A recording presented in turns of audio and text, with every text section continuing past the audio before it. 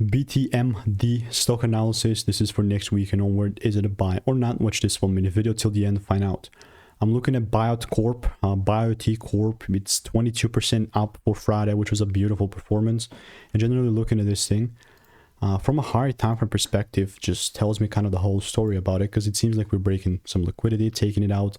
I've done 37,000 videos, 5 figures investing courses and mentors, so I have a decent understanding of what's making me money and what's not.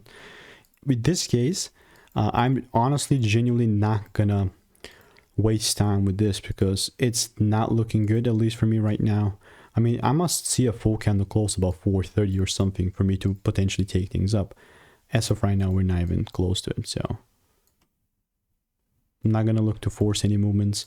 Maybe the price does pull up, you know, and shows me like a double break. Maybe then I'll look to take things down, but other than this, it's all just noise, right? There's really no point for me forcing movements. Because, you know, I've done it before. I've done 37,000 videos. So if you want to make more money trading in a simple lean way, click the first link in the description. That's a free newsletter.